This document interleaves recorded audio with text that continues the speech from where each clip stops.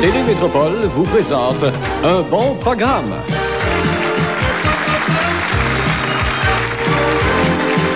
Et voici Jacques Fauteux et Pierre Péladeau.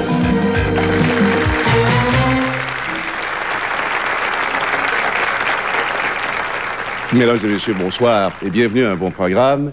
Mon cher Pierre, bonsoir. Bonsoir, Jacques. Alors là, ça commence. Vous êtes... un vieux routier. Maintenant que je vous ai, parce que le temps avance, j'ai récupéré, je vais même mettre, voyez-vous comment important c'est, je vais mettre mes lunettes. J'ai une question à vous poser. Mais avant de la poser, je vais la qualifier. Pierre Péladeau, président, chef de la direction de Québécois Incorporé, conseil d'administration, caisse de dépôt, corporation de développement, honneur, doctorat, médaille, membre, édition Québécois, 4 journaux, 4 quotidiens, le Journal de Montréal, le Journal de Québec, le Winnipeg Sun, le Sherbrooke Record, c'est ça? 5, monsieur, vous m'en enlevez un. Ah, ben je suis désolé. Voilà. C'est quoi le 5e? Montreal Daily News. Ah, mais oui, c'est vrai. Ah, c'est une vieille documentation. Vous avez, en tout cas, que je l'ai mentionné ou non, vous avez 51 hebdomadaires, ou 52 exactement. hebdomadaires à travers le Québec, le Nouveau-Brunswick. Il y a eu au moins un ouvrage écrit sur vous. Le magazine Time Magazine vous a honoré à 2 reprises, etc. Et vous êtes chancelier de l'Université Sainte-Anne en Nouvelle-Écosse. Bon, voici ma question. Qu'est-ce que vous faites le jour? Je joue au ping-pong. Non, on m'a dit tout ça, mais vous n'avez pas le temps de tout faire ça d'abord. Je le fais faire. Dites-moi donc ce que vous faites. Je le fais faire. Toute la technique est là. Moi, je suis comme un vrai monseigneur. Ah oui? Je fais faire ça par mes curés. L'art de faire faire les choses par les autres. Voilà. Quelle merveille. Voilà. Mais il faut avoir le talent aussi pour le faire. Oui, d'habitude. Oui. Ben, vous l'avez. Vous avez les à la deux. Longue, à la longue, on l'apprend. Oui. Et puis là, à la télévision, je vous trouve très bon. Mais je vous laisse faire. Et je vous laisse présenter nos 2 premiers invités. Nos 2 premiers invités, Jacques, me font faire en pratique des difficultés de sémantique. Je ne sais pas si je dois les appeler mes seigneurs ou si je dois les appeler les 2 monseigneurs. Ben, c'est nos seigneurs. C'est nos seigneurs. Oui, au pluriel, dans les journaux, par exemple, oui. Au cas où vous ne le sauriez pas. Dans le devoir. Dans le devoir. Dans le devoir, ils doivent faire ça encore, eux, au devoir. Mais non, mais la formule grammaticale, c'est NNSS, nos seigneurs, au pluriel. Alors nos seigneurs, ce ils soir. sont ici, Oui. ils sont avec nous. Oui. Monseigneur Kimikel et Monseigneur Turcotte.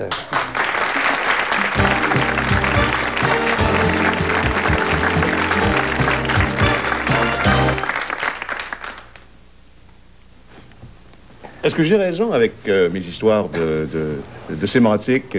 Vous êtes au pluriel, c'est nos seigneurs, hein, tout ça? J'imagine. Vous savez pas ça? ça? Je vous laisse le soin de tout ça, moi. Mais vous devriez savoir ça, monseigneur Monseigneur. Turcotte. Vous avez assez d'être monseigneur pour commencer. Oui. Quel job! Je laisse la sémantique à d'autres. En fait, moi, quand j'étais au Brébeuf, les jésuites nous disaient que pour être évêque, il fallait être beau, puis il fallait être grand. Est-ce que Jacques Fauteux a une chance de l'être?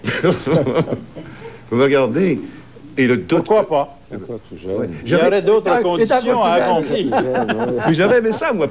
Petit garçon, là, oui, j'aurais aimé ça être un prêtre. Oui, mais j'ai Jacques, viré... Au moins un pape. Oh. Moi, je voulais être un pape quand Vous j'étais vouliez être jeune. pape? Ben, certainement. Oui, moi, je me serais contenté de cardinal. Dans ce temps-là, ils avaient des belles traînes. C'était... 18 pieds. 18 pieds. Et c'est Pie XII qui leur a coupé la traîne, si j'ai pas de mémoire. Oui, un petit peu avant le concile. Comme on se prépare au concile. Monseigneur Tumikella a connu ça mieux que moi, c'est parce ça. que ça fait déjà Oui, ça fait 20 ans que vous êtes exactement évêque. 24 ans. 24 ans. Alors, j'ai connu les petites un vieux réformes routier. post-conciliaires quand on s'est mis à couper les queues. Oui. Puis à changer aussi la mosette, qui avait un petit capuchon dans le dos, par exemple. On a enlevé ce capuchon-là, Oui. qui était un souvenir des moines, des bénédictins, comme Saint Grégoire VII, qu'on fait aujourd'hui, qui est un bénédictin. Ils avaient des capuchons, on a coupé ça. On a enlevé beaucoup de choses. On a enlevé des grosses bagues aussi. On a des bagues, je pense, un peu plus simples, par exemple, comme celle-ci, ce qu'on appelle la bague du concile. Il y avait avant des grands améthystes. Ah, je me souviens. C'est ça. En tout cas, on a simplifié un peu. Puis on a essayé, je pense, de nous donner un peu plus le sens de la responsabilité, hein, puis du service dans l'Église de Péladeau. Le contact peut-être plus avec l'être humain, plus avec l'individu, C'est ça. comme tout le monde. notre public, notre lecteur. Plus proche de nos gens. Hein. Oui. Ouais, ça fait partie un peu de notre métier. Nous, on est un peu des ambassadeurs de l'Église et nous avons souvent entré en contact avec des foules importantes. Nous allons dans des cérémonies, nous rencontrons des centaines et des milliers de personnes. Rares sont les mois où nous ne rencontrons pas un bon millier de personnes. Oui, mais avant, quand les évêques rencontraient the flock, comme on dit. Troupeau. Oui, c'était loin. C'était pas le président de compagnie qui s'en va vers ses lecteurs. Je pense, enfin j'espère que ces distances aujourd'hui sont beaucoup tombées parce que d'abord on vit un style de vie beaucoup plus simple et les relations avec les gens sont beaucoup plus amicales et c'est d'ailleurs pourquoi le métier est plus intéressant que quand il y avait ces distances. Oui, alors on parlait de métier. C'est quoi le métier d'évêque aujourd'hui? Ben, Monseigneur, je vous laisse dans mon temps, le métier d'évêque, ça allait faire des confirmations. Oui, voilà. Mais disons que moi, j'ai un métier un peu spécial. Je suis curé aussi, évêque auxiliaire. Prenez tout, gourmand dans mon temps. Mais je suis curé à la cathédrale et je me sens souvent plus proche pratiquement du monde de la cure, hein, la cure de la cathédrale, la cure du centre-ville, que évêque auxiliaire à Montréal, qui fait aussi ça aussi, évêque auxiliaire. Mais comme curé, là, dans une cathédrale, la terre du centre-ville de Montréal, je trouve ça extraordinaire. Les gens qui viennent du monde entier, hein, être curé de la cathédrale, là, ça veut dire rencontrer tous les dimanches des gens, évidemment du Québec, évidemment de la ville de Montréal, évidemment des États-Unis, du reste du Canada, et je mets 5-10% du monde entier. Hein. C'est vraiment, j'appelle ça une mini-église. L'église catholique, là, universelle, là, qui est en plein dans le centre-ville de Montréal, à la paroisse Marie-Reine du Monde. Et comme auxiliaire... Ça veut dire qu'il y a encore beaucoup de monde à la paroisse. Oh mon Dieu! On a 6 messes tous les dimanches. Vous ne pas en passer un peu aux autres? Ben... il y en a qui en ont un peu besoin, non? Non, ben enfin, il y en a chez nous, là. Je ne sais pas ailleurs, mais il y en a chez nous. Nos 6 messes le dimanche, on a au moins 3-4 qui sont bien pleines à 1000-1200 places assises. Hein? Puis ensuite, comme avec auxiliaire, ben, le stade-ci, c'est les confirmations. C'est extraordinaire. Non, les confirmations, c'est des temps spéciaux, puis c'est toujours plein, les églises, quand il y a des confirmations. Mais ça nous rajeunit. En tout cas, moi, confirmer des enfants, ça fait 24 ans que je fais ça. C'est peut-être pour ça que je suis resté optimiste. Vous avez déjà passé un bon paquet? Non, bon, j'ai des milliers, hein, depuis 24 ans.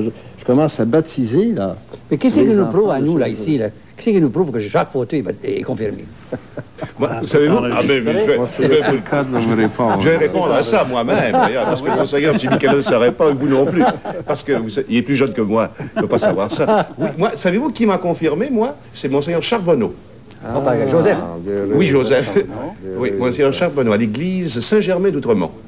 Et le lendemain, c'était la première communion. C'était très beau. Et j'ai lu l'acte de confirmation pour tous les petits communiants. Vous aviez déjà une belle voix qui portait. Ça commençait. Vous avez choisi enfant. Oui, j'étais jeune à ce temps-là. Ça commençait, je m'en souviens. Oh, mon Jésus. Je me souviens pas du reste. C'est un bon débat. Mais j'avais le texte, voyez-vous. Plus important, c'est... Hein, mais ce sont de beaux souvenirs. Et moi, je ne veux pas vous interrompre, Pierre, mais ce sont de beaux souvenirs. Et je revois, quand j'étais petit, cette église qui était extérieurement avec beaucoup de panache et beaucoup de décors. C'était très beau.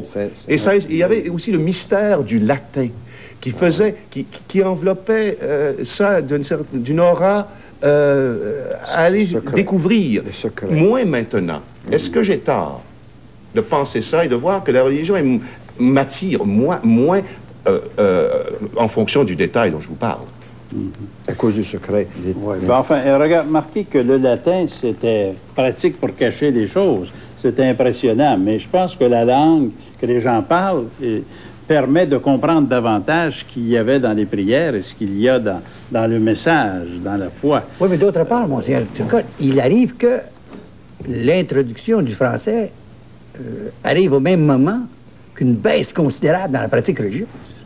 Oui, maintenant, il y a quelque chose qui faire un lien entre je les deux? Je ne dis pas quand même, mais parce que la prochaine chose que je vais vous demander, moi, c'est qu'est-ce qui va se passer? Est-ce qu'elle va continuer à baisser? Ou si ça va stopper à un moment donné, puis ça va reprendre comme la bourse? Évidemment, la pratique religieuse, on a été tellement habitués ici à une pratique presque totale de tout le Québec. Aujourd'hui, je pense que ça a baissé, ça serait inutile de nier ça, mais il y a quand même une pratique chrétienne qui est enracinée dans notre population. Il y a beaucoup de façons de pratiquer sa foi, de vivre la charité. Et je pense qu'on a peut-être un peu trop réduit à un seul critère, l'appartenance religieuse. Alors, ça ne vous fatigue pas? Moi, je pense que... Je comprends ce que vous dites là, je suis bien d'accord avec vous. Je pense que c'est fort important que les gens, d'abord, pratiquent le message de Jésus-Christ. Quand on va à la messe, on célèbre tout cela. Mais il faut que ça repose sur une pratique chrétienne pour célébrer quelque chose. Autrefois, peut-être qu'on célébrait ce qu'on n'avait pas vécu. Alors, je pense qu'il y a quand même aujourd'hui des progrès et ce sens religieux qu'on trouve chez beaucoup de gens qui est vécu de façon fort différente. Je connais des milieux, moi, très défavorisés où il se pratique une entraide, une fraternité extraordinaire entre les gens. Et je pense que c'est très chrétien dans le sens des gens. Et les gens ont une foi profonde. C'est souvent au moment de l'épreuve qu'on peut vérifier ça. Est-ce que vous semblez dire qu'on s'en va de ce côté-là, donc ce qui se passait précédemment, la foi, pas la foi, mais la pratique religieuse en place dans les églises, on va la voir, il n'est pas possible qu'on la voit plus ou moins? Ça, c'est bien difficile de prévoir l'avenir. C'est certain que la belle unanimité, apparente d'autrefois, on ne peut pas la prévoir à court terme. Hein? On ne sait jamais, il peut y avoir des retours des choses, mais je pense qu'une pratique de la religion très concrète dans les gestes quotidiens de la vie, ça, on s'en va vers un accroissement de cette pratique-là, et pour moi, c'est un progrès. De l'être humain, sans aucun doute. Tout à fait. Ce que je voulais ajouter, c'est si on vient à l'Évangile, là, les traditions, il y en a du 15e, du 16e, du 17e siècle, ça va, c'est excellent. Mais si on revient à la première tradition, la grande tradition avec un T, Jésus, évidemment, ne parlait pas en latin. C'est sûr. Dans l'Évangile, Jésus parlait l'araméen, le juif, c'est-à-dire le langage du temps. Et Augustin, c'est Augustin du 4e siècle, disait clairement, la langue liturgique, c'est la langue que mon peuple comprend. Il faut parler aux gens. Jésus parlait à ses apôtres la langue que les apôtres comprenaient. Alors, d'autres traditions postérieures nous ont peut-être habitués à un certain langage qui s'est bloqué, mais maintenant, avec le Concile, on est revenu à la langue populaire et la religion va reprendre, moi je suis optimiste, va reprendre le dessus et la pratique va reprendre. Actuellement, est-ce que les autres églises subissent, les autres églises traditionnelles, les luthériens, les presbytériens, les baptistes, est-ce qu'ils subissent, ou même les religions juives, est-ce qu'ils subissent une réaction comme la vôtre? Parce que quand on sait une chose, c'est que les musulmans, eux autres, c'est en croissance extraordinaire. Et puis, les religions dites occidentales, je pense que c'est un... Pouvez-vous répondre à ça en 30 secondes? Oui. Ou en 20? Oui. Je pense que oui. Je pense que oui. Toutes les religions occidentales subissent le même phénomène actuellement. C'est pas propre au catholicisme. C'est donc qu'on va assister à des créations de sectes, à toutes sortes d'histoires. Parce qu'il faut qu'il y ait des gens, il va falloir qu'ils manifestent leur angoisse, puis leurs anxiétés, puis leurs difficultés. Les fins de millénaires sont toujours très propices à cette création. Quand on connaît l'histoire, on sait que dans les années 1000, il y a eu ce phénomène-là. Ça ne serait pas surprenant qu'à la venue de l'an 2000, il y ait aussi, certains spécialistes en tout cas, font un rapport entre cette venue et la création de sectes. Monseigneur, je vous remercie beaucoup de cette trop courte, trop brève visite. Merci infiniment. Monseigneur Timikala, merci infiniment. Merci. Bonsoir, et merci. À très bientôt. N'est-ce pas? Mais ça fait 2000 ans qu'ils essaient de régler ça. Mesdames et messieurs, voici maintenant quelques messages.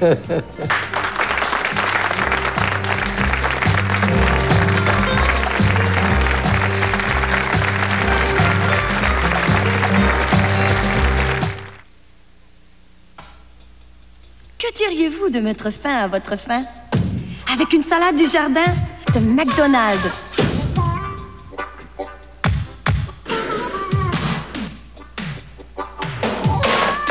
C'est plein de saveurs, c'est tout en fraîcheur, c'est la saveur de la fraîcheur à toute heure. Y a rien de meilleur qu'une salade du jardin. Moi j'aime McDonald's. Les quintuplés Saint-Cyr vivent un triste moment. Ils viennent tout juste de gagner $1 million au nouveau provincial. Rien que ça. 1 million. Un tout petit million de rien du tout.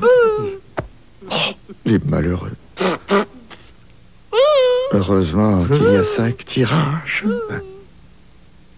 Le nouveau provincial et ses 5 tirages de 1 million. Heureusement.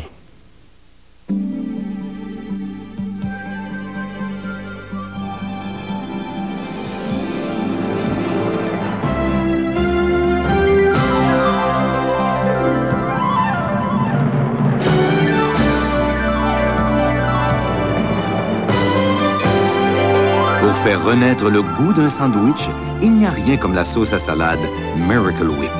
Parce que tout est dans le goût.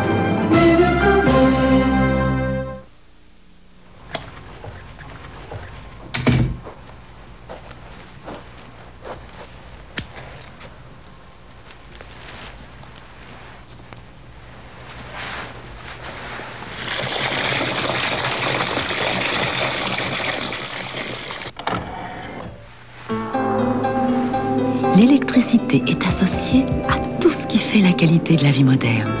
Quand on y pense, ça vaut le coup. Avec du chocolat, est-ce qu'on peut faire des ronds et des lignes? Les nouveaux biscuits rayés aux pépites de chocolat. Monsieur Christy y a mis plein de chocolat dedans. Et des petites rayures chocolatées dessus. Plus un gros rond en dessous. Dessus, dedans, dessous. Dans tous les biscuits de Monsieur Christy, il y a toujours quelque chose de bon. Monsieur Christy, vous faites de bons biscuits. On s'éclate, on s'ébate, et on a la compagnie.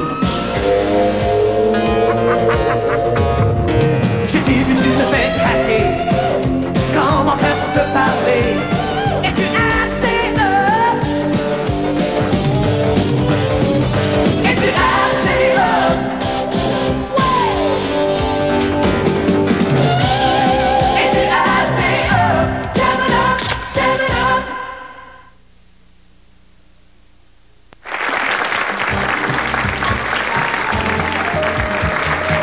Et nous voilà de retour. Quelle est notre prochaine invitée? C'est une femme délicate et pleine de charme, mais qui sait s'imposer. Et qui s'est imposée à un endroit qui n'était pas tellement facile, spécialement pour une femme. Qui s'est imposée comme vice-recteur de l'Université du Québec. Je pense que je serais très heureux de causer un peu avec Florence Jonca-Adenau.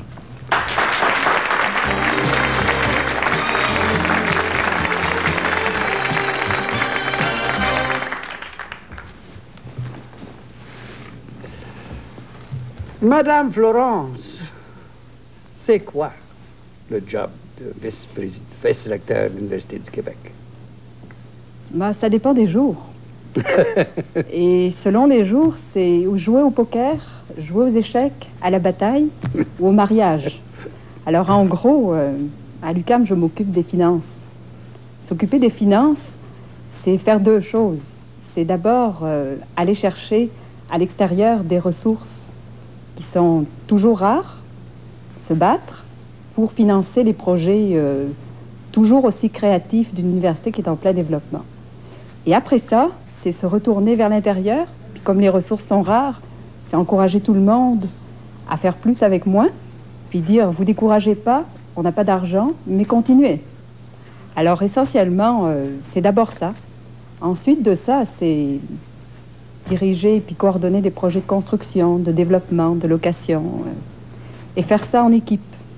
Parce que on ne peut pas être vice-recteur sans une équipe avec soi.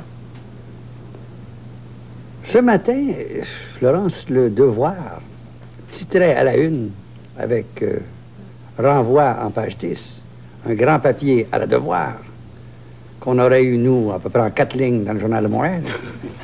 Mais on n'est pas Le Devoir, on est le Journal de Montréal. Un titre qui disait que vous aviez obtenu le statut d'université associée. J'ai pas lu tout le papier, parce que c'était trop long. Mais qu'est-ce que ça veut dire, ça, devenir l'université associée? Ah, c'est l'aboutissement d'une longue histoire. Puis je pense qu'on était tous très contents ce matin d'apprendre la nouvelle que M. Ryan a rendue officielle. Le statut d'université associée, en gros, c'est tout d'abord de renforcer la communauté académique réseau à l'intérieur de l'Université du Québec.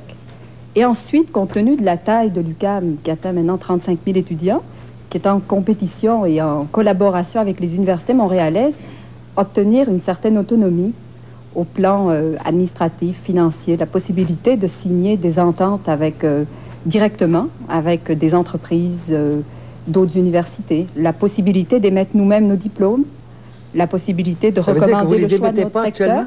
C'est pas vous émettez pas vos propres diplômes actuellement? Non. Ça veut dire que j'ai eu un doctorat, honoris causa, mais ça veut dire qu'il n'est pas bon? Non, Il est très bon, mais c'est l'Université du Québec à Québec qui les aimait jusqu'à maintenant. Mais comme vous êtes chancelier de l'université Saint-Anne, à laquelle vous pourriez vous imprimer un truc comme ça et dire ça, c'est officiel maintenant. Pas dans la... Florence, c'est un petit truc aussi qui me passionne, moi. Vous relevez du ministère de l'Éducation. Oui, de l'enseignement supérieur. Oui. Et si je n'abuse, le ministre de l'Éducation, c'est notre ami Claude Ryan. Ouais. Ça ne doit pas être un cadeau tous les jours. Hein? Comment? C'est pas un cadeau. Ben, notre ministre, je pense qu'il prend très bien soin des dossiers des universités. Il les analyse, il les jauge et il les juge. Puis après, il décide sagement. Oui, la preuve, c'est ce matin. Pas assez de la pommade, là. Hein? Oui, non, de la pommade à fond. La preuve, c'est ce matin, l'annonce qu'il a faite du statut d'université associée. C'est une très bonne décision. Oh. Alors, à ce moment-là, vous êtes plus au fait que moi. Mais dites-moi, là, Florence, moi, je suis étudiant, j'ai 20 ans ou 25 ans. C'est à peu près mon cas, d'ailleurs, l'un dans l'autre. Pourquoi j'irais à l'UQAM, plutôt qu'à l'Université de Montréal, plutôt qu'à l'Université de Québec, ou à Concordia, ou pas dire l'Université de Québec, mais pourquoi j'irais à l'Université de Québec plutôt que l'Université de Montréal, ou McGill, ou Concordia? Qu'est-ce que vous offrez de plus?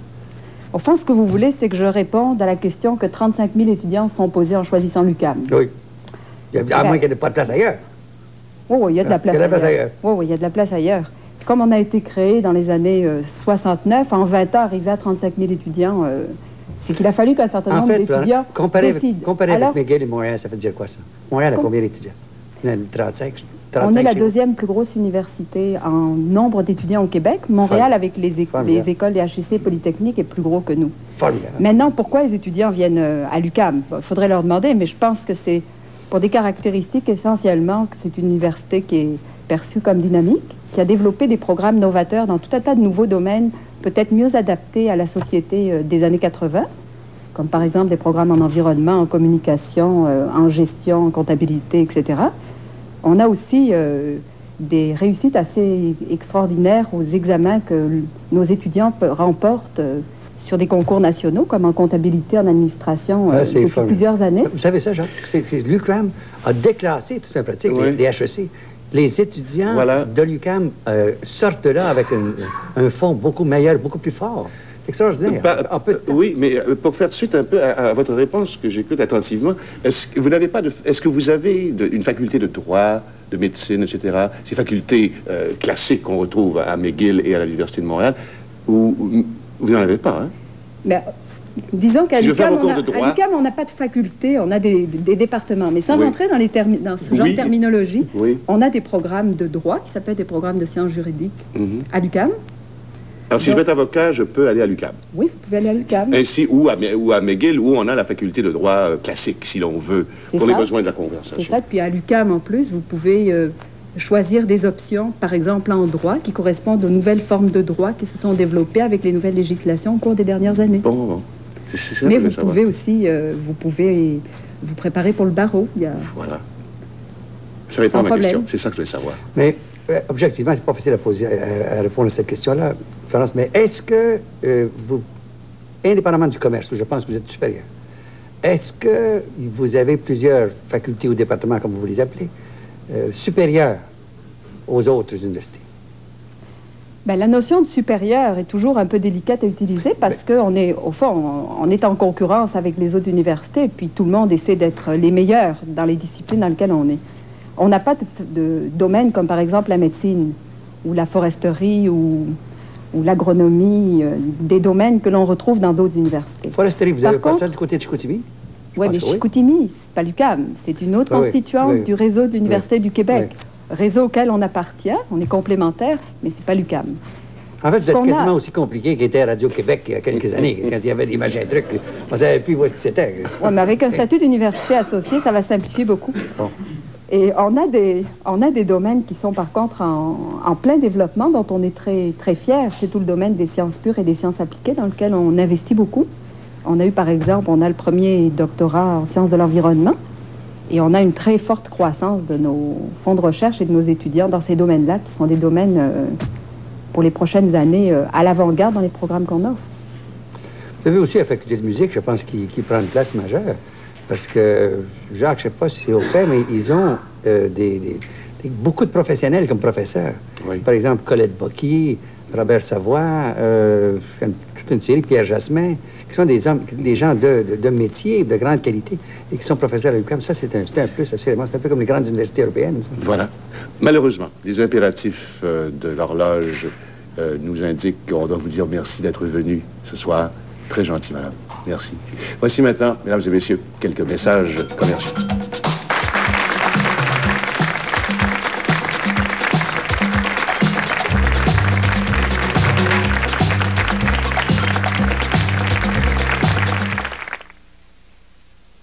Cheese Whiz a le don d'agrémenter les bons plats gratinés, les hot dogs, les goûters, le lunch et le dîner, le potager et les parties, la journée, la soirée. Enfin, il a le don de tout relever. Et surtout, oui, surtout, Cheese Whiz se prête à tout. Et maintenant, Cheese Whiz léger avec 30% moins de gras. Surtout à votre goût. Nous avons demandé à des centaines de propriétaires de chats de leur servir Whiskas. Oh, Shamir, c'est une petite chatte adorable.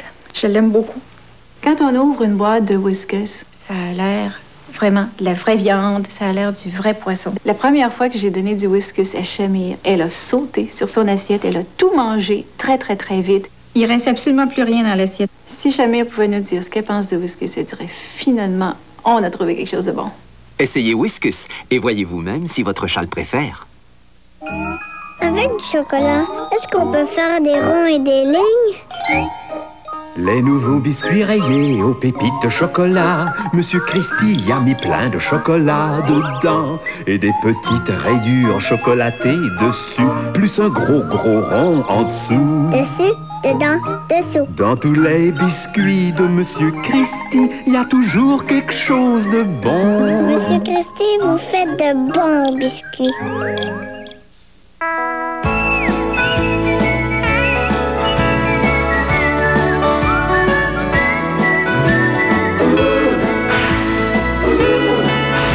En douceur, au kiff.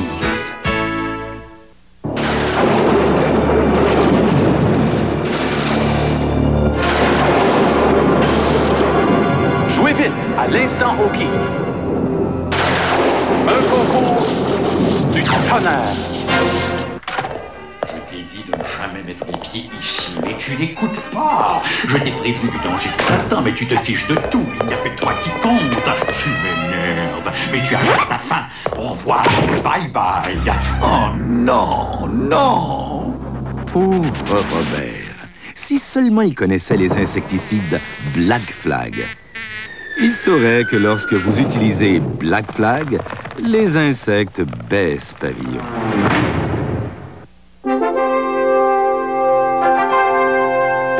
Au moment de vendre votre maison, pensez à ceci. À chaque jour, un seul réseau immobilier trouve et vend plus de maisons que n'importe quel autre dans le monde. Aucune autre société immobilière n'a la force de Century 21. Century 21, le réseau immobilier le plus puissant au monde.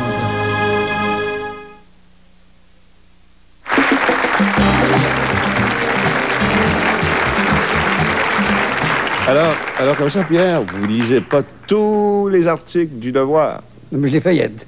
Vous comprenez. Je les lis vite. 15, 20, 30 lignes, puis vous 4 lignes, et le cas est réglé, puis on a la même histoire. Mais moins bien écrit, il faut dire. Je vais concéder que le Devoir, très souvent, ils ont de meilleurs taxilos que nous autres. Pas dit des meilleures plumes. Alors, notre prochain invité, Jacques, faire ce qu'il fait, c'est vraiment pas du gâteau. Ça prend du cran, ça prend de la foi pour faire marcher une entreprise quand elle passe dans des périodes difficiles. Du cran et de la foi, il y en a à revendre. On peut même dire, en parodiant bêtement le Devoir, fais ce que doit. Voici le directeur du Devoir, Benoît Lausière.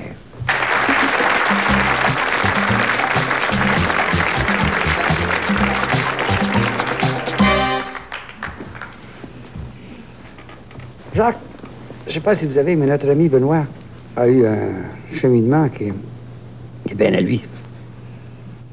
Il a été chercher un travail de scolarité en doctorat en philosophie à Louvain. Puis tout à coup, il te fait un switch. Puis il s'en va aux hautes études commerciales à l'Université de Montréal. C'est vraiment passé d'un état à un autre. Moi, j'ai fait la philo, puis ensuite, je suis allé en droit, mais le droit, au moins, avait plus d'ouverture d'esprit que le fret, je dirais, des chiffres. Notre ami Benoît a passé là, puis il en a fait un succès. J'ai vu son curriculum vitae, j'ai vu votre curriculum vitae, qui est très impressionnant, d'ailleurs. De nombreux baccalauréats, et votre emploi du temps est absolument extraordinaire. C'est très impressionnant. En fait, je me demande, moi, s'il a le temps, parce que moi, j'ai pas le temps. Non. Lui, il doit avoir le temps, je l'espère, de lire d'autres choses que les journaux. Il doit lire des livres à l'occasion. C'est un intellectuel. Oui. pas trop.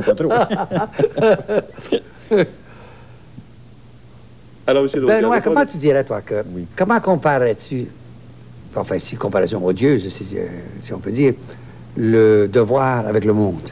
Parce qu'on en parle tout le temps, le devoir et le monde de Montréal. Est-ce que tu acceptes ça, toi aussi, c'est un peu forcé? En bonne partie, oui. C'est sûr que le devoir est un type de journal qui se situe dans des traditions, dans des approches du type du journal Le Monde, avec ses caractéristiques propres depuis 1910 ici. Et le défi du devoir aujourd'hui, en 88, c'est dans un marché très mature, très serré, très difficile, tant au niveau de la clientèle que de la publicité. Comment demeurer un journal à la fois sérieux, mais ce qui ne veut pas dire ennuyeux, un journal sérieux, indépendant, accessible, et de plus en plus meilleur, si je puis dire, tant dans sa partie opinion et débat que dans sa partie information. Et je pense que, si on regarde depuis quelques années, je pense qu'effectivement, même si la rentabilité en termes de clientèle et de publicité et de revenus n'est pas tout à fait au rendez-vous comme on le souhaiterait, je pense que je ne me trompe pas en disant que le devoir tout en étant demeuré un journal d'opinion et de débat, est devenu un meilleur journal d'information et occupe mieux un certain nombre de créneaux. Je pense que le créneau culturel que nous occupons beaucoup mieux que nous l'occupions, et dans les pages quotidiennes, et à travers certains produits comme le plaisir des livres ou le plaisir des sons. Maintenant, nos articles sont parfois plus longs. Je dois dire à quelqu'un qui connaît ça qu'on a moins de publicité entre les paragraphes. Ça paraît plus long quand c'est plutôt long. Je suis bien d'accord avec toi. Je suis bien d'accord à l'effet que le journal s'est nettement amélioré. Puis c'était un beaucoup meilleur produit. Maintenant, j'ai un petit problème. Je dois dire à M. Fauteux tout de suite. J'ai un petit problème, vous savez, à répondre si le journal va mieux ou très bien. Parce que si je vous dis qu'il va beaucoup mieux, là, mon co-animateur... il va se déguiser en créancier, puis il va dire, ça va si bien que ça. Il me semble que vous avez une bonne dette que vous ne payez pas assez vite. Si vous dites ça va mal, il va dire, oups, j'ai des problèmes de créancier. Benoît, ce que ça me frappe un peu de voir que vous suivez, vous autres, le rythme du journal Le Monde. Il y a eu des périodes très dures, même extrêmement financièrement très, très dures. On dirait que vous les imitez. Pas le diable si tu veux faire la même chose que les autres. Non. Je pense qu'on a assez de difficultés à être soi-même qu'on n'a pas beaucoup de temps à imiter d'autres. Je pense que le marché québécois, le marché des journaux, des quotidiens, avec l'évolution récente, où les journaux, je pense qu'on peut le dire, les journaux sont meilleurs qu'ils étaient. La concurrence, elle est réelle, même au niveau de la qualité de l'information, et non pas juste au niveau du tirage. Et tout ça fait que les rôles fondamentaux du devoir et l'amélioration de l'information posent plus questions, peut-être que ça ne le posait autrefois. C'est plus difficile de rester dans le marché, si je puis dire, tout en étant un peu mieux, puis un peu beaucoup plus, ce que le devoir a toujours voulu être. Benoît, si Henri Bourassa revenait, est-ce que, d'après toi, il serait content du devoir actuellement, ça présenterait ce qu'il visait, ou s'il serait complètement déçu, puis ça serait tout un autre histoire? Je pense qu'il serait à la fois surpris et content, parce que s'il revenait, en prenant bien, en faisant comme s'il n'avait rien vu depuis sa mort, on se comprend, parce qu'autrement, il aurait suivi comme les autres, mais s'il serait certainement surpris de voir la façon d'aborder les choses, je dirais l'éclatement d'un certain nombre de choses qui étaient peut-être plus réunies à ce moment-là. La difficulté probablement plus grande d'identifier ce qu'on peut appeler soit les causes ou les sensibilités particulières d'un journal comme Le Devoir. Mais Par ailleurs, je pense qu'ayant vécu, disons, qu'il sort de son cercueil, et puis ça prend un certain nombre de semaines avant de voir tout ça, je pense que s'il mesurait, comme n'importe qui, si on peut mesurer, si on peut faire l'adéquation entre ce qu'est le devoir par rapport à la réalité dont il parle et qu'il traite, par rapport à ce qu'était le devoir, eu égard à la réalité qui était observable et traitée en 1910, je pense qu'il admettrait qu'au nom de la fidélité, les changements qui se sont produits ne pouvaient pas ne pas se produire et que c'est heureux. Oui. Enfin, je l'espère. Mais là, je parle au nom de quelqu'un disons, qui n'est pas ici. M. Lauzière, vous êtes là, par exemple, je vous pose la question. Si, moi, j'ai l'impression que le devoir n'a pas changé dans sa mise en page, dans sa façon d'être. C'est un excellent journal. Mais c'est une question hypothétique, qu'est-ce que vous changeriez pour rendre le devoir plus accessible, plus populaire? Oui. Je reviens sur la première partie de votre affirmation et en tout respect, je vous dis que vous avez un peu tort. Parce que dans sa forme, le devoir a changé. Bon, il s'agit, la façon la plus simple de le remarquer, je pense, c'est de voir qu'il y a plus de nouvelles. Oui. La une du devoir contient actuellement quelque chose comme toujours 6 ou 7 nouvelles, alors qu'il n'y a pas si longtemps, c'était plutôt 3. Bon, et il y a plus d'informations, il y a plus de nouvelles, et il y a des créneaux qui sont nettement mieux occupés. Maintenant, moi, je peux vous dire que c'est sûr qu'il y a beaucoup de faits, donc c'est beaucoup mieux qu'hier, d'une certaine façon, mais c'est encore beaucoup moins bien que demain ou après-demain, si je peux dire. C'est-à-dire que on essaie, par exemple, on vient de mettre, je pense à des choses, le créneau culturel, je pense que c'est vraiment quelque chose qui est bien occupé. Oui. Maintenant, il y a... Et très bien rendu, d'ailleurs. Oui, oui. De tout temps. Oui, oui, mais je regarde certains produits du devoir, certains cahiers du devoir, je pense au plaisir des livres et au plaisir des sons qui commencent de paraître. Eh bien, je pense que pour ce créneau-là, c'est une façon tout à fait correcte, me semble-t-il, tout à fait appropriée d'être justement plus accessible, de donner un meilleur service à la clientèle, et donc, le cas échéant, c'est ce que nous appelons élargir la clientèle. Mais dans la partie, je dirais, classique, de base, l'information générale, je pense qu'on peut dire qu'il y a une nette amélioration et dans la couverture, l'argent de la couverture, et également dans le traitement de ces nouvelles-là. Ça se fait parce qu'on a des journalistes qui, en nombre très réduit, sont extrêmement productifs. Je suis bien d'accord avec sa position. Je crois là. Je crois que le devoir s'est sensiblement amélioré, et au point de vue présentation, et au point de vue contenu. Mais, Benoît, je vais te poser un petit problème qui m'est arrivé à quelques reprises, moi, puis qui me choque un peu à l'occasion. Quand je sors de chez moi le matin, et si je vois que mon voisin a à la porte un autre journal qu'un journal intelligent, et le journal intelligent que je considère, moi, c'est le devoir et le nôtre, je me dis, pauvre gars, il connaît pas mieux. Oui. Est-ce que tu as cette réaction-là, toi aussi? Disons que, oui, ça arrive, oui, que j'ai... cette réaction-là. Je pense qu'il faudrait beaucoup plus lire et beaucoup plus acheter le devoir. Je pense que j'apprendrai bien à personne en disant ça de ma part. Mais, regarde, il faut quand même considérer quelque chose. C'est que les améliorations qui ont été apportées, et il faut surtout continuer patiemment, de façon continue, rigoureusement, à aller dans ce sens-là et au bout. La rentabilité n'est pas immédiate, mais les gens qui sont là, la compétence des gens qui sont là, et quelque chose aidant comme des programmes de promotion un peu mieux pensés, un peu mieux faits, va très probablement faire en sorte que ça va déboucher sur une augmentation de la clientèle et également des revenus peut-être plus intéressants. Mais il faut avoir beaucoup de patience. Vous parliez de foi tout à l'heure. Je pense que le mot n'est pas inapproprié, loin de là. Mais je pense qu'on a le morceau pour le faire. Oui. Ça vient. Monsieur Lauzière, je dois vous interrompre et vous remercier. Juste avant de terminer, Jacques, je voudrais donner un petit conseil à Benoît pour faire mousser un peu le devoir. Je peux tout à l'heure. Je ne vois pas pourquoi il ne met pas une belle pin-up en page 3. On va pas imiter, on va pas imiter. Une pin-up intellectuelle, quand même. Évidemment. Merci, M. Lauzière. Mesdames et messieurs, voici encore quelques messages.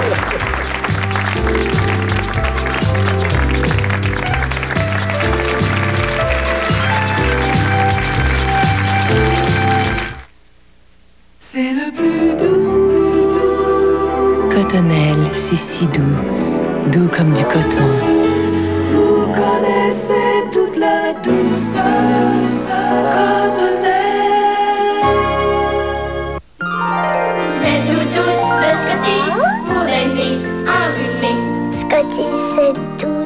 petit.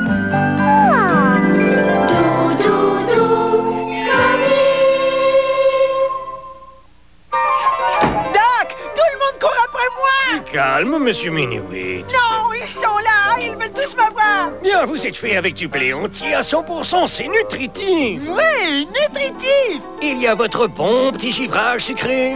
Oui! Mais personne... Monsieur Miniwit! Oups! Il vous court vraiment après. Oui, parce que je suis nutritif et si bon au goût! Oui! Et tout le monde m'aime! Oh oui! La visite est finie. Louise, C'est quoi ça? un nettoyeur pour le four différent. Différent? Comment ça? Pas d'irritation. C'est vrai? Et pas de vapeur étouffante? C'est le nouvel Easy Off activé à la chaleur. Ah oui? C'est quoi le tour de magie? En un tournement. Comme ça? La chaleur du four active la la formule formule spéciale. spéciale. Après, vous essuyez et voilà. Nouveau, activé à la chaleur. Easy Off, sans vapeur. Du beau travail en un tournement. Louise. Certains ne verraient ici qu'une charmante promenade. Or, il y a une autre façon de voir les choses. 3000 livres de verre et d'acier filant sur la grande route. Chez Canadian Tire, c'est ainsi que l'on voit votre auto quand on y installe des freins. Depuis plus de 65 ans, nous formons nos techniciens afin qu'ils soient les meilleurs. Et nous garantissons vos freins aussi longtemps que vous possédez votre auto. Car pour nous, la partie la plus importante de tout déplacement, ce sont les arrêts. Canadian Tire, plus que jamais le meilleur choix pour le service automobile. C'est papa! Oh, toute une journée. Oh. Ça paraît. Ça sent le petit connard de la pâte à Tu sais quoi faire? Oh. Qu'est-ce qu'on ferait sans Tide? En eau chaude et froide, Tide solutionne les pires problèmes de lavage mieux que tout autre détergent majeur. Il n'y a rien de mieux que Tide pour faire disparaître les odeurs de la journée. Là, je te reconnais. Pour saleté et odeur de la journée, il n'y a rien de mieux que Tide. Hé, du Downy en feuilles, ça c'est nouveau. Maintenant, vous pouvez faire sécher et assouplir votre linge en douceur, tout en lui donnant cette fraîcheur d'avril qui a fait la renommée de Downy. Vous verrez, toute la famille, les petits comme les plus grands, sentiront la différence. Le tout nouveau Downy en feuilles, l'assouplissant que vous pouvez mettre dans votre sécheuse pour donner cette douce fraîcheur d'avril à tout votre linge. Une fraîcheur d'avril, douce comme jamais.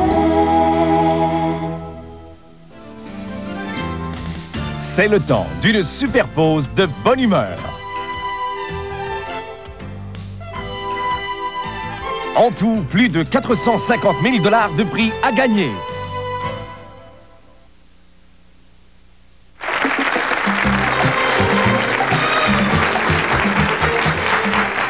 Mon cher Pierre, je vous écoute attentivement présenter votre prochain invité, que j'ai hâte de voir. Ah, c'est un jeune homme. Et le plaisir, en fait, avec lui, c'est quand on lui parle, on ne sait jamais qui c'est qui va répondre. Ça peut être aussi bien Jean Drapeau que Claude Ryan, que Mario Tremblay. C'est sûr, c'est sûr. Ah, c'est sûr, c'est sûr, c'est sûr. C'est sûr, c'est sûr. Je suis pas capable de le dire, mais je sais ce que c'est. Je pense que j'ai pas osé d'en dire davantage. C'est sûr que c'est le publiciste du Journal de Montréal, Mystère Michel Baudry.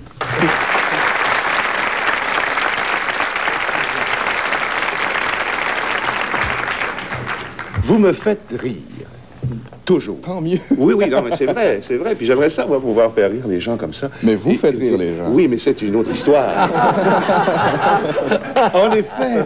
Mais oui, j'avais oublié ça, c'est vrai. Mais c'est qu'on le fait différemment, vous et moi. Mais vous avez une façon quand même sublime de le faire. Tantôt, je vous regardais parler avec les monseigneurs tous les deux. Vous aviez un sens de l'humour que vous apportiez d'une façon qui vous est, je pense, propre. C'est assez singulier quand même, sans sourire. Le front qui plisse un tout petit peu. C'est quand même très subtil, mais c'est très drôle. Ben, tant mieux. Merci beaucoup. Merci beaucoup. Vous êtes aussi très drôle. Ah ouais, j'espère. Je suis payé pour ça ce soir. Un morning man, là, ça se lève à quelle heure? Je pense qu'il n'y en a pas un qui se lève à la même heure. Et moi, parlons de celui-là. Celui-là, il se lève à 5h15, à peu près. Tous les jours? Oui. Ce qui est tard pour un morning man. En principe, tu arrives au poste à 6h. Oui, 6h. 6h. Ah, c'est tard. Mais je commence à 6h08. Alors, j'arrive 8 minutes avant l'émission. Mais l'émission est préparée surtout la veille. Alors, j'ai pas de travail de préparation comme tel à faire le matin.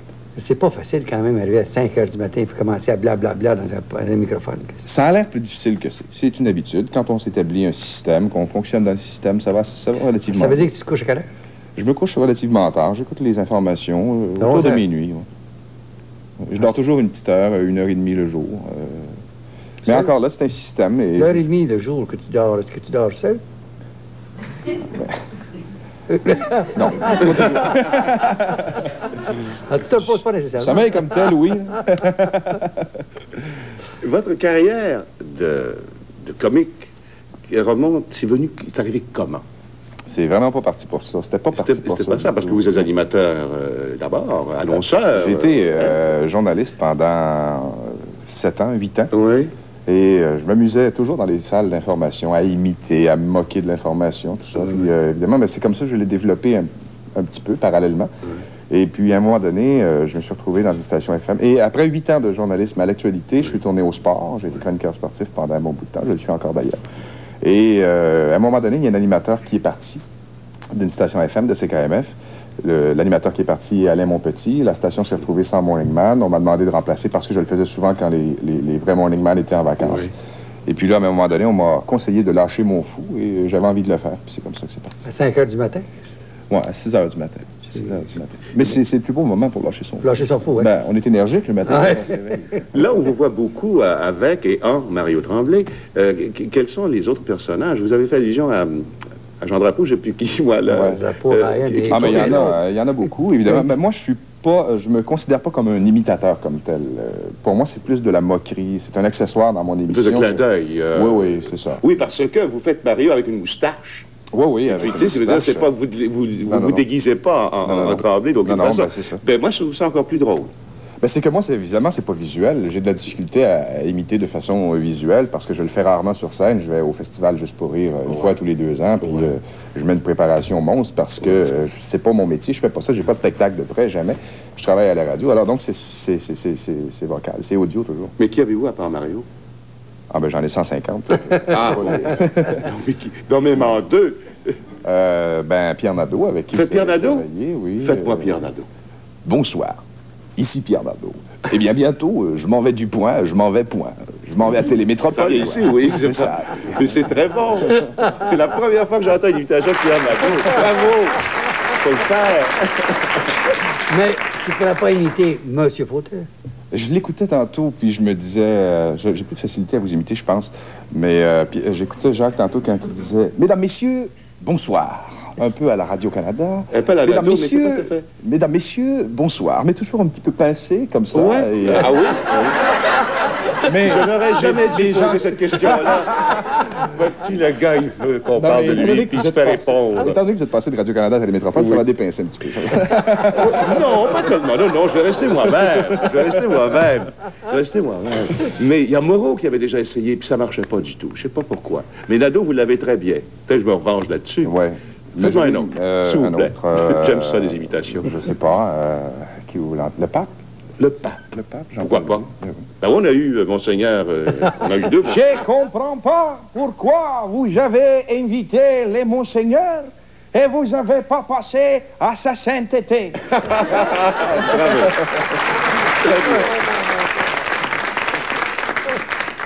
Mais comme sportif, qu'est-ce que tu penses de l'affaire Perron? Ah, l'affaire Perron, c'est difficile de commenter. Ben, les sons de cloche, là-dedans. Oui, il y a beaucoup de sons de cloche. Il y a eu peut-être... il y a divers angles à ça. En ce qui concerne l'équipe des Canadiens, si le changement était nécessaire, le changement d'instructeur, s'il fallait le faire, bon, ben, il a été fait. La façon dont il a été fait, c'est peut-être un peu moins catholique, si vous me permettez l'expression. Ça s'est fait de façon... Et le public, je pense, a réagi correctement. Le public a été insatisfait. On n'a pas aimé voir un bonhomme comme Jean Perron, un gagneur, se faire traiter comme ça. Mais c'est ça. Sur le fond, ils ont peut-être raison. Dans la forme, ils ont eu tort.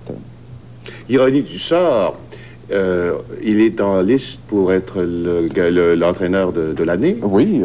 Ce serait assez spécial. Ben, ça fait mal paraître la direction des Canadiens, forcément, oui, de remercier quelqu'un qui a une fiche aussi impressionnante. De toute façon, même s'il ne gagne pas le titre, sa fiche, le nombre de victoires, la Coupe Stanley la première année, un championnat la troisième année, c'est quand même assez étrange. Ne serait-ce que le fait qu'il soit en nomination. Ben, simplement, oui. Mais on ne saura jamais le fond de l'histoire. Il y avait Ronald Coré ici l'autre soir, je n'ai pas osé lui poser la question. Mais vous comprendrez. Il se l'est fait poser vertement de toute façon. Ah ben oui, oui, ça j'ai entendu à la radio en tout cas. Mais ben c'est-à-dire que c'est difficile pour un bonhomme, je pense, comme Ronald Coré de commenter ça, parce que lui, en fin de compte, il chapeaute les décisions de hockey, mais les décisions de hockey reviennent aux hommes de hockey. J'imagine qu'au fil du temps, oui, on va finir par savoir ce qui s'est passé vraiment. Le temps est écoulé, malheureusement. Oh, sauter. Ah. C'est déjà fini. Mais avant de finir, est-ce que c'est vrai que tu es très choqué contre Jean-Paul Bello, que tu trouves qu'il te fait une concurrence malhonnête? Bon. Hein? Je trouve qu'il essaie de m'imiter. Messieurs, merci infiniment. Voici quelques messages. On vous revient dans quelques instants.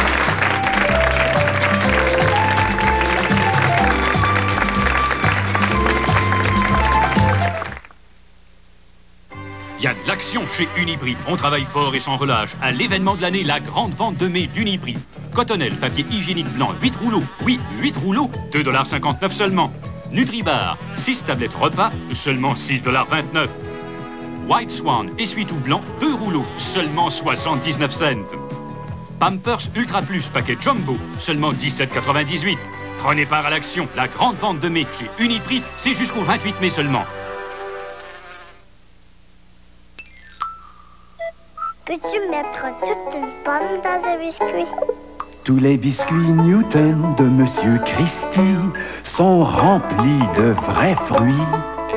Dans les biscuits Newton, on peut voir les fruits qui vous laissent cacher. Je vois une framboise. Dans tous les biscuits de Monsieur Christie, il y a toujours quelque chose de bon. Monsieur Christie, vous faites de bons biscuits. Allons debout, c'est l'heure de Max. Moi et Max.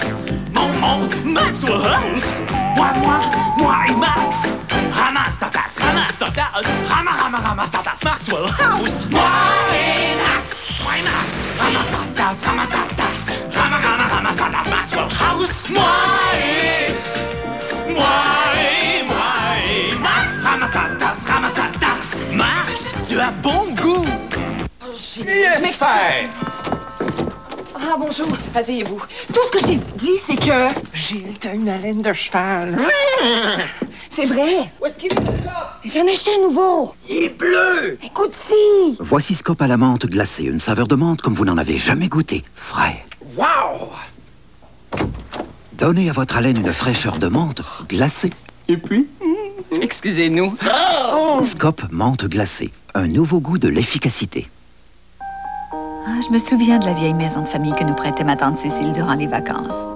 Elle était charmante, mais mon Dieu que c'était sale. J'en ai donc essayé des nettoyants avec les années. Mais pour la saleté tenace, il n'y a qu'un Monsieur Net.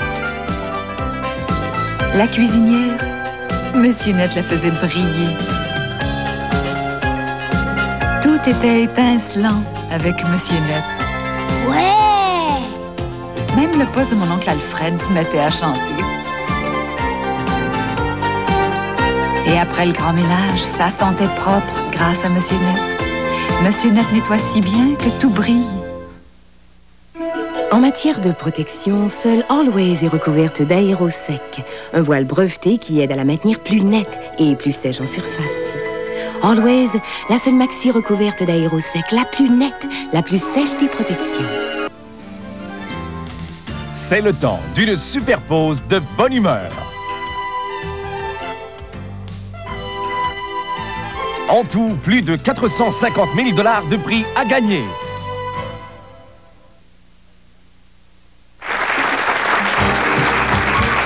Mon cher Pierre, avant de nous quitter, de se quitter pour pour revenir demain, bien sûr, je dois vous dire que vous êtes ratoureux. Je vous ai posé une question au début de l'émission, vous n'avez pas répondu. Vous m'avez parlé, mais vous n'avez rien dit. À savoir, qu'est-ce que vous faites dans votre journée. Alors... Je suis mon ami Michel, tout à l'heure. Oui. Très occupé, parce qu'on restait à 5 heures du matin. Ça aurait été plus important de la lui poser à lui. Lui, il a certainement des choses plus intéressantes. Il vous a simplement dit qu'à un moment donné, il dormait 1h30 par jour. Bon. Alors, je vais aller le trouver pour lui demander. Bonsoir, Pierre. Mesdames et messieurs, bonsoir. À demain.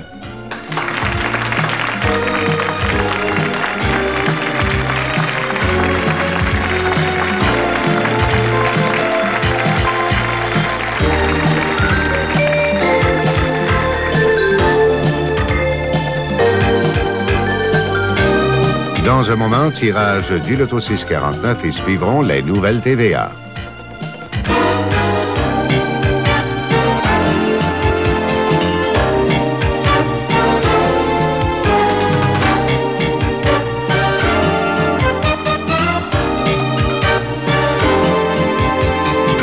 Procès, délibération et verdict. Louis-Paul Allard, défenseur des consommateurs à Justice pour tous, le samedi à 16h. CFTM 10, le punch de l'été.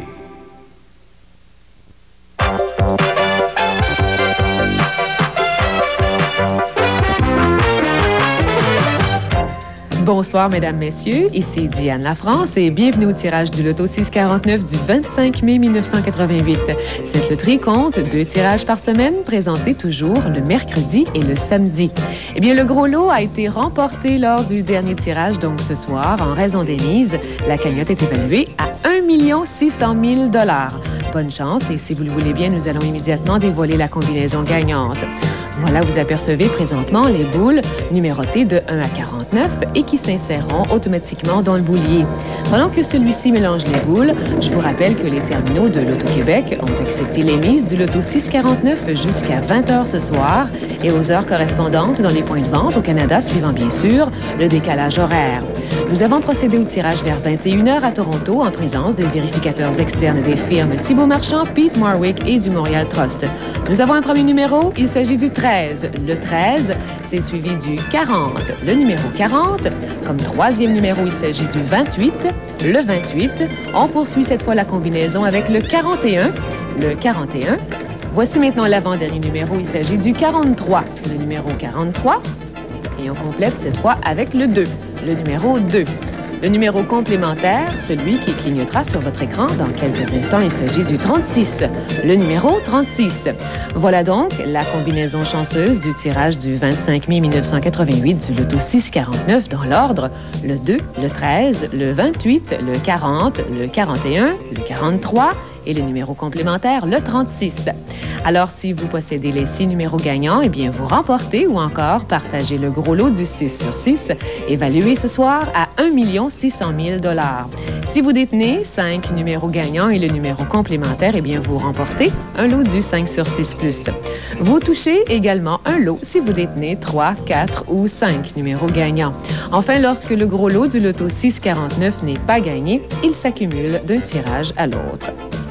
Eh bien, notre tirage de samedi dernier a eu d'heureuses répercussions pour les adeptes du Québec. En effet, 6 des 17 lots de 41 294 $ du 5 sur 6 plus ont été remportés par des consommateurs de chez nous. Quelques chanceux ont déjà fait un arrêt au siège social de l'Auto-Québec pour réclamer leur dû. Ainsi, parmi les heureux, on retrouve un groupe de Saint-Jérôme avec à sa tête Madame Marie-Rose Desjardins. Cette fois, un duo de Montréal, M. Jacques Dumouchel et Mme Denise Dumouchel, a également remporté l'un de ces lots de la catégorie 5 sur 6 plus. À Saint-Donat, un groupe de 8 personnes avec à sa tête M. Rémi Baudet a partagé un lot de 41 294 $. De son côté, un groupe de 8 employés des Archives nationales du Canada a raflé l'un des lots de 74 730 $ à l'enjeu du tirage du 11 mai. Mesdames Laurette Gâteau et Denise Goulet ont réclamé le gain au nom des chanceux, avec en poche un gain individuel de 9 341 $. Tous comptent bien poursuivre cette heureuse association. Là-dessus, je vous invite à consulter les journaux de vendredi pour obtenir les résultats complets du tirage de ce soir. Et la prochaine édition du Loto Hebdo sera disponible dès lundi chez les détaillants. Voilà. Voilà qui complète le tirage pour ce soir. Nous, on se retrouve samedi 22h53. Au revoir.